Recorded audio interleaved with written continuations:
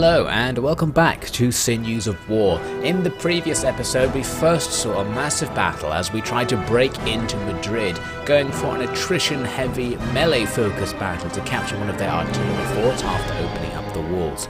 We eventually won, but Spain immediately responded with a new army that besieged us in Madrid, so we then had to face yet another decisive battle for the region where we sallied out to fight their army with our now damaged force. This battle was more close. The Spanish forces proved quite powerful and professional in comparison to our Dutch lines, but eventually we managed to outmaneuver and gun them down with enormous losses to our own side. Now let's continue.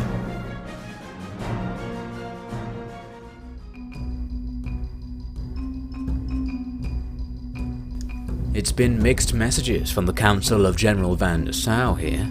I think he'd best explain the situation for himself.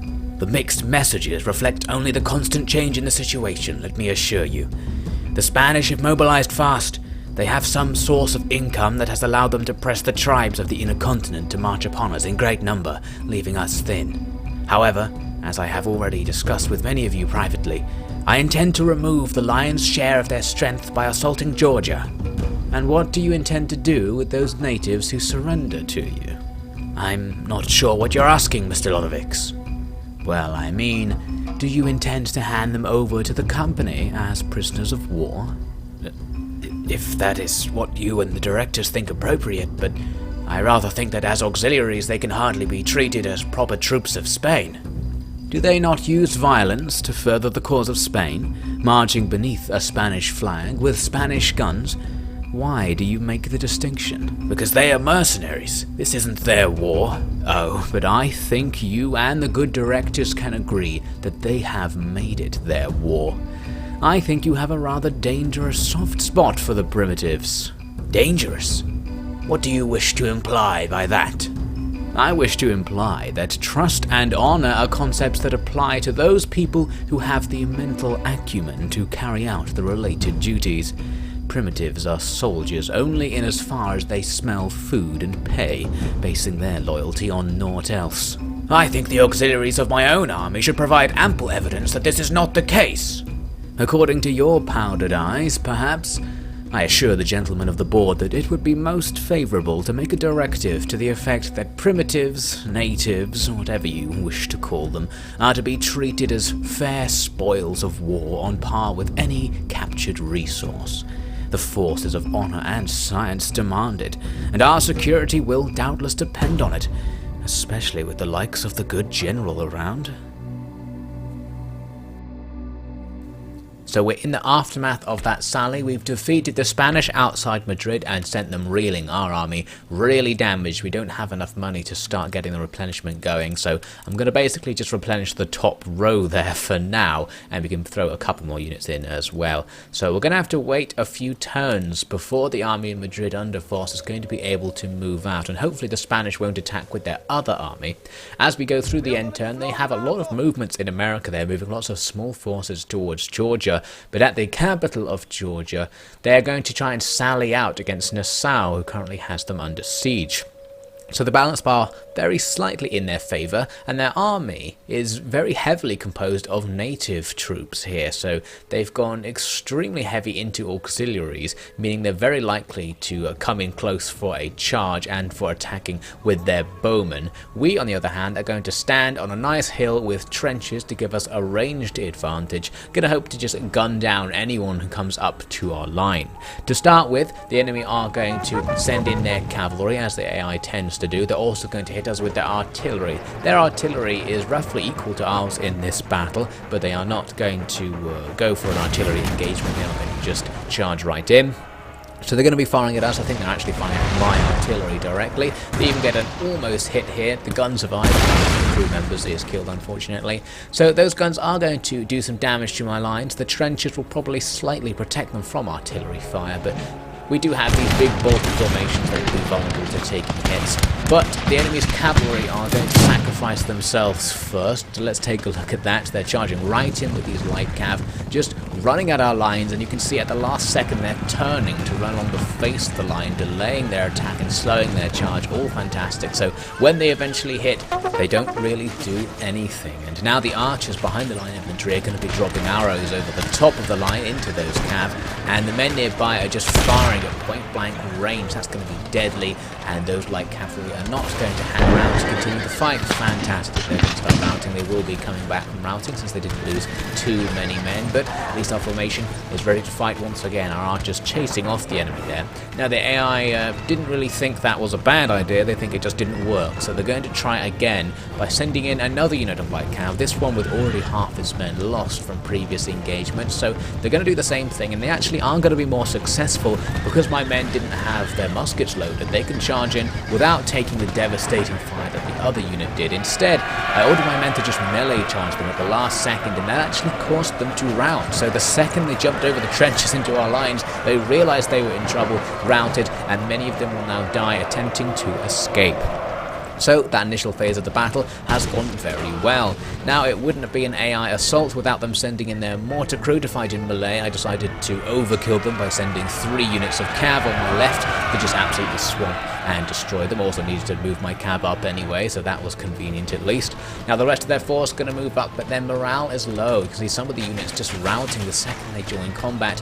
Their archers might actually have an okay time fighting with the trenches there because they can shoot over the top, so perhaps the trenches won't make a big difference, but other units will struggle. Those melee troops falling back before they got even close. Their line infantry going to move up to start battling with us, but of course thanks to the trenches I can rely on that fight going my way eventually, so willing to just let them duke it out with my men. I know I'm going to win, it's virtually guaranteed there. Now here's something interesting out on the flank. My cavalry charging in killed themselves. As you can see here, a huge pile of bodies appears from below.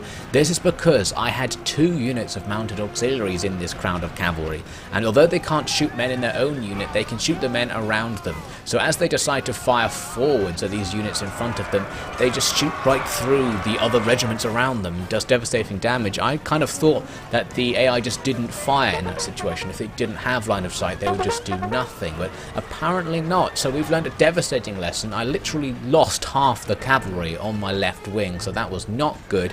On the other wing, we've got more cav. We've managed to catch the enemy's light cavalry coming back from routing, so we're going to fight them in melee. I'm assuming my auxiliaries will beat them, guessing that light cav don't really have particularly high melee stats, and that's why they're light, so that should go okay. And eventually, of course, we're going to gain a distinct cavalry advantage from all that. The enemy are now making a devastating charge on the centre here. This could be dangerous, but actually their general dies at a very inopportune moment, and they're hearing about this right at a bad time, and they decide to actually rout right in front of the line, so they didn't really do anything and took maximum losses. Overall, the battle going very well for Nassau's forces. By order of the West India Company, it is henceforth forbidden to grant any opportunity of notion of voting in referenda of the Republic to any and all persons of indigenous American descent. In cases where the portion of the descending blood is no more than 1/8 of the person's total, with the remaining portion being of proven stock, that person may request an assessment at the Governor's office as to whether or not their vote will be countable. In accordance with the regulations available in full at the Magistrates' Court, all persons not meeting the criteria for voting rights must carry on their person a letter of citizenship to prove their identity and purpose. Letters are obtainable from the Governor's office, but all costs in producing these letters will be payable by the holder.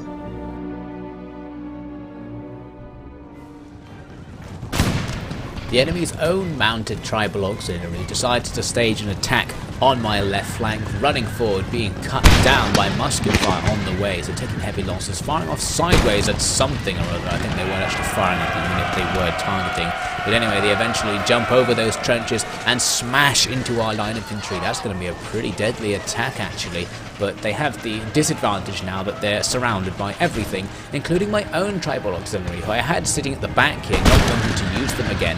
But now they come in to engage in this fight and once again have the same issue was before, where as they charge, they're firing because they're still on fire at will because I am stupid, and they shoot half of their own men. So another devastating blow. It seems tribal auxiliaries really need to be used just on their own, and that's basically what's going on over here, where we've got our auxiliaries just running about the enemy's rounding infantry, of which most of their infantry is. So we're going to stop them from coming back. We weren't able to prevent all of them from escaping because we didn't have enough horsemen out there. So some of them eventually reformed and came back in for another go, but at this stage there's not much they can do. They're just charging across the field already covered in the dead from their own side, and they're wisely here deciding not to bother finishing that charge. They are going to leave those auxiliaries. Their line infantry going to come in for another round as well, but of course we can guess how that's going to go at this point, so they were soon dealt with. And I noticed here one of my officers does a very casual fall off the trench and then just quickly goes into a nice dignified pose, a nice smooth recovery from that officer, a true boss. But anyway, that's a victory easy enough. Tons of losses on the enemy side compared to ours. And in fact, when you look at our losses and look at the enemy killed for the enemy, you can see that our friendly fire was literally half the losses. Very devastating friendly fire, and that's going to probably be down to those tribal auxiliaries, so not very nice. We're going to have to be more careful with that unit.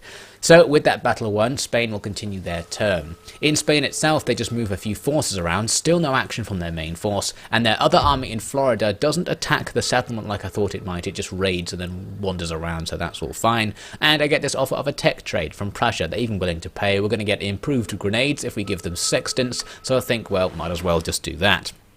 So here we are in the next turn. I've ordered the army of Nassau to be replenished, and what I'm thinking is maybe we should just move out right away. If I exempt the region from tax, which I really need to do anyway to give it some economic growth, then public order's basically okay for me to move the stag out. But before I made that decision, I wanted to have a look at this other army, because there was a possibility of moving south to attack it. But we do have these forces nearby, so what I decided to do instead was create a new general. We're going to basically create a new official field army. So we get this guy, Ustra, and he's actually a soldier from birth, giving him an initial boost to his command. So that's a great guy to be getting on board. So what we're going to do is we're going to bring in all the forces we have just wandering around, most of them coming from Louisiana, some recruited from Florida. And now we've got a semi-decent army that can actually move against the Spanish army. The Spanish army not being all that big, this should suffice. We even have a small advantage on the balance bar. So the Spanish, lots of auxiliaries again, but they've also got some decent artillery. We're still going to have the artillery advantage. Overall, a relatively easy fight, but we are going to need to do it ourselves. It's not an auto-resolvable situation, so let's give it a go. We're going to start the battle with an artillery bombardment. As I said, we have artillery advantage, so that means even though I'm attacking in this battle, the enemy AI will decide to attack me itself, so we don't need to move, and we can use defender's advantage. So they're going to start with a cavalry charge, of course, the AI's favourite tactic. I actually did move forward a little bit from the deployment zone just to get things going a little bit more and to find terrain that was a little less bumpy. The enemy's artillery pounding me actually gets some pretty good hits during this opening phase. You can see these pikes have already lost quite a few men from artillery fire. Some of the line infantry taking losses as well. So those artillery do need to be dealt with, but first is going to be the main part of the battle, starting with the enemy's cavalry. So here they come. They've got a nice downhill charge, especially fast being light cavalry, so that's going to mean they could get to our lines without taking as many shots, but you know, it's not enough. They're going to rout halfway down even with just losing 20 men, so all fine there. Now those men decide they're actually going to have a second go, thinking maybe they can make it, and this time they're going to be more successful. They charge down and the unit in front of them doesn't fire back until the very last second. Very luckily, I decided to charge my pikes out, and they arrived just in time. So we meet the enemy's horsemen with pikes and fighting with my line infantry. Overall, the light cav are going to struggle to get through that. The bowmen behind, providing some random supporting fire, probably killing my own troops. Can't even see where the arrows are actually going, but I suspect they're very inaccurate. So the pikes now, unfortunately, with their job done, form up in front of the line infantry, and the line infantry are not going to miss the opportunity to fire at the enemy anyway, so a lot of my pikes actually get shot in this particular circumstance, but we've come to expect that sort of behaviour. I just need to be more careful. So my dragoons went round the back of the enemy's infantry to take out their cannons because they were totally undefended, and strangely we discovered they had these frontiersmen in hiding in these grasses here, and I wasn't 100% sure why they were back here when they'd already started their attack. So I thought, well, let's just go and attack them. So I sent all of my dragoons, you can see them here rushing out of those trees, frontiersmen not even seeing the dragoons until it's too late, and they're going to get slashed apart by that attack very easily.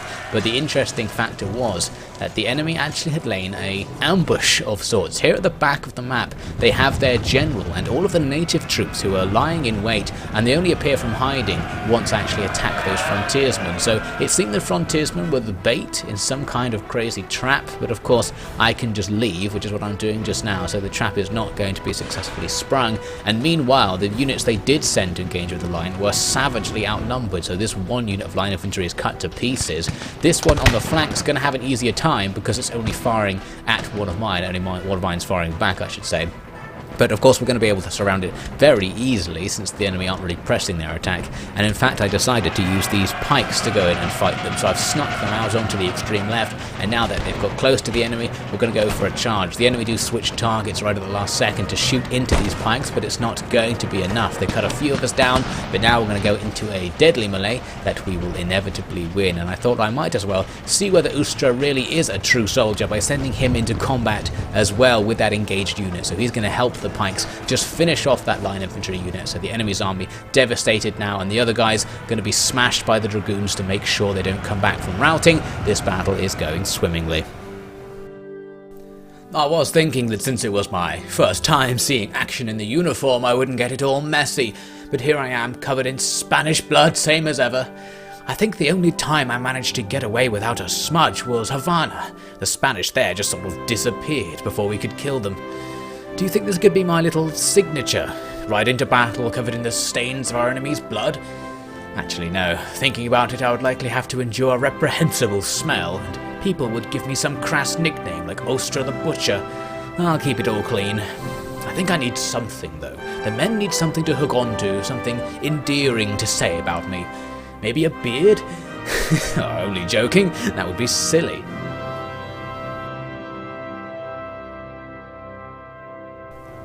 I'm advancing the line up further just to try and get the engagement with their last troops over quicker, and we just randomly killed the enemy's general. I think a stray cannonball took him down while he was prancing about at the back, so his guards now going to charge into combat to try and get revenge for his loss, but of course it's just signalling the demise of their forces. Their line infantry now totally defeated with the pikes and Ustra done. Ustra's going to chase after the survivors because he's just particularly bloodthirsty today, while the main line is just going to get on with shooting the enemy as they come up. They're advancing here with bowmen who just retreat when they realise what's going on. Their general and cav are not going to do the same thing. These bowmen on the flank also going to continue the fight. I'm moving my own bowmen to back up my line infantry to make that battle even easier. Their general actually came right across the field to engage with my dragoons, and that's kind of a favourable engagement for the enemy because I believe the general's bodyguard does have superior abilities to dragoons in melee. The dragoons were at that time engaging the enemy's warrior auxiliary, so I decided to just quit the engagement altogether so that if we have to fight in melee it's just against the general, not with the auxiliaries in there as well. I'm also just advancing the line even further up right into the enemy's lines to try and get the enemy's morale to shock. The enemy bowmen are just having a little look and seeing that they were just about looking to be more accurate than mine, but I couldn't really tell. I said before I suspect that AI bowmen are a lot more accurate than player controlled ones to explain their vastly heightened performance in battle. But we'll have to do another experiment one day. So anyway, the enemy's general and bodyguard does indeed end up engaging my dragoons at the back once we manage to shake those auxiliaries, so I'm going to keep that fight going for now. I think we will win. Again, it's sort of an experiment really to see how good the dragoons are, and once again the enemy's frontline infantry not wishing to hang around to see what happens once my men set up and start firing upon them, so we're just causing routes all over the place. So soon the battle was just left with those auxiliaries who I engaged with my pikemen and some of my line infantry moving into melee, and soon enough they routed as well. So that is a fantastic first battle for Ustra. The losses on the enemy's side much higher than on ours, although again some decent friendly fire by the looks of things. I think the pikes took the brunt of the friendly fire in this battle. So looking at the unit stats, you can see it's actually the pikes here that did most of the killing, but also most of the dying. So if we subtract dying from the scores, then it was the dragoons who did most of the work in this battle, and Ustra himself with his guards getting a very good performance there, so nice one from him. So with that battle won, we're left with the annoying proposition of chasing down the one unit of archers that actually survived the fight. If we don't attack it, it will just go and attack all of our outbuildings, so we need to bring them down. Ustra also getting a little level up, being mentioned in dispatches, getting nice and famous for his victory here. I decided he would lead the dragoons on their own to just chase down those bowmen using their extra movement points to guarantee we'll catch them one day, while the rest of the army will head back to St. Augustine there to reinforce with more troops. Now for Nassau, since we no longer have that threat to the south, the decision has been made that we're going to go west instead. We are able to leave the settlement here, so it's fine for us to just march out right now. We are still replenishing our army, but by the time we face battle, we'll probably be up to full strength, so I think it's fine to just move out. It looks like the fastest way is going to be just go cross-country. We're going to go towards that seminary there and perhaps destroy it, since it is a Catholic church. We need to get rid of these things. The Spanish army's nearby. It's just a mishmash of various troops not combined together for some reason, nothing to worry about. In the Spanish turn, more troops appear though, going into Louisiana, and those troops in front of Nassau fall back and go on various projects of their own. Near Madrid, we see more Spanish forces massing, and that one unit of bowmen does indeed attack my infrastructure. But now we have a critical development. Fire by rank has been researched. Fire by rank is the most valuable technology in the game, making the average line infantry unit into one of the best units you'll ever have, because it triples their rate of fire, giving you a massive advantage, especially over powers who don't have this technology, which I think right now is all of them. So they haven't completely forgotten about us then. Shame it's not troops they're sending, but I can hardly expect gifts like that these days. What is all this anyway? Are these just drill manuals? Is this meant to be some kind of a statement on their part? Passive aggression is the worst damn part of politics. Although, these aren't the usual drill manuals. This stuff here is new. Maybe this is a gift after all. The practice and execution of ranked fire. Interesting. Successive volleys fired up to the recommended depth of rank of 3 will, despite their heightened need for coordination by the officers, dramatically increase the shock and killing power of musketry offensives. Why yes, I do believe it will. Geiden! Geiden, look at this, and show the men. My attack on those stray bowmen is now going to take place, so the cavalry hunt them down, hiding in my destroyed farms. I'm making a cheeky save because I don't trust auto-resolve, but luckily it's absolutely fine. So we deal with those bowmen, we can repair these plantations, and now Ustra can take his cav back to join the army. So the army is going to move north, and we can also link up with these 2 extra units of line infantry recruited from Florida here. So that's going to make this army a little bit more balanced, a little bit more powerful. So the goal for Ustra is going to be to move west along the road to stop the Spanish who keep coming down into Louisiana, because they probably do have opportunities to raid, so we want to try and block that off. Meanwhile, Nassau is going to try and go for the settlements up there, those Native American settlements on the way. Looks like there's a couple of Spanish units, but nothing to worry about.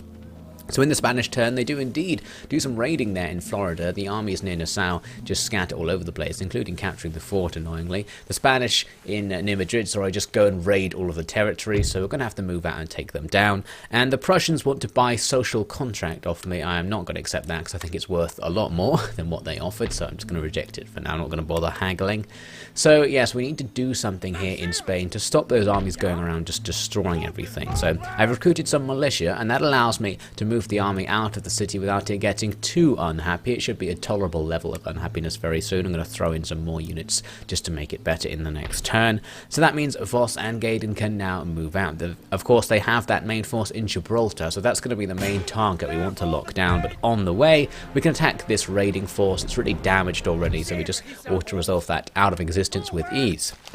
So that gives us a bit more security, and interestingly it gives Vos a level up that actually reduces his morale. He's basically become so harsh on driving his men that although we're getting increased campaign movement range, they're getting a little bit annoyed about it. He also gets increased cavalry movement range, which is handy.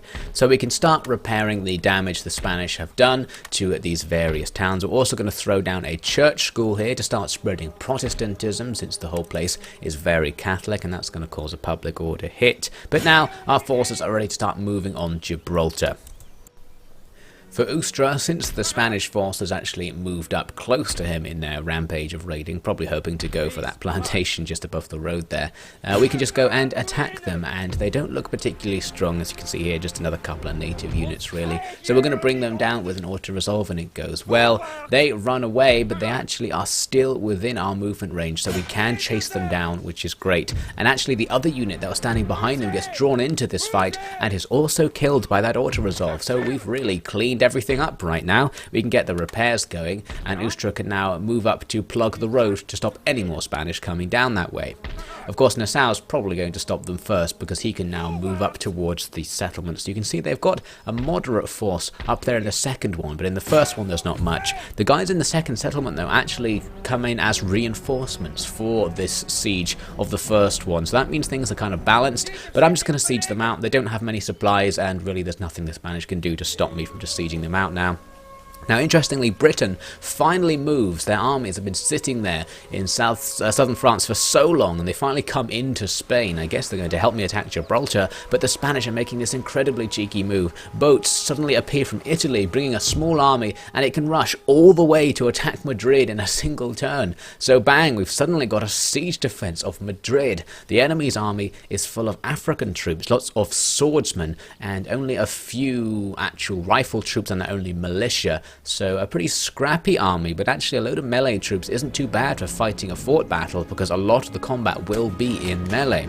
So as the battle starts, all of the militia that I fortunately recruited to sit in the town are going to team up with a small garrison to try and hold these guys off. The enemy just going to charge right at the wall. It's the only really viable tactic for them. They just need to set up ropes and get inside. The problem they're going to have is morale, because as they move, they're going to be taking artillery and gunfire, and the militia, who have quite a lot lower morale than the rest of their troops, decide to not even get near the fort. They're just going to rout after taking a few shots, and the cannons really pounding them as they try to escape, so not good for them. So let's see if their African troops do any better. They're coming to attack the fort on 3 sides, so wise from the AI. The only side they're not attacking is the one I'm not defending, right at the back, so we're just going to ignore that.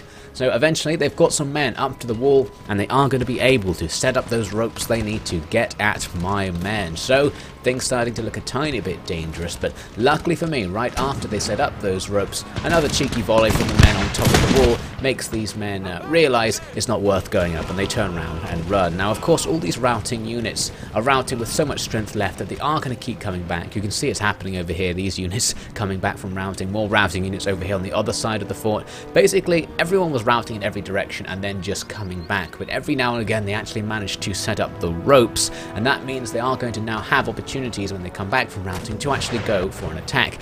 And here, just that is happening. The unit to set up those first ropes sets up even more and comes in to fight with my militia on top of the wall in melee. Of course, these guys are sword and shield warriors, especially suited to taking down line infantry at close quarters, especially militia who have lower melee stats, and that melee is going to stop them from firing at other units, which could allow even more to come in. So will this be the foothold the Spanish need?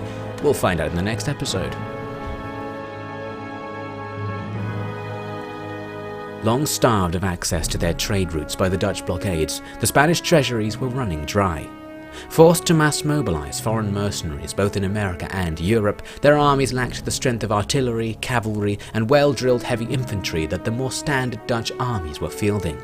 With Madrid lost, their American holdings on the edge of collapse, and without the strength of command to take control of the situation using their remaining army, it was looking bleak. But one commander took it upon himself to reverse the situation, mustering all the men he could find from the Spanish garrisons of Italy and making a sudden surprise attack on Madrid itself. If he was successful, Vos and his men would be cut off.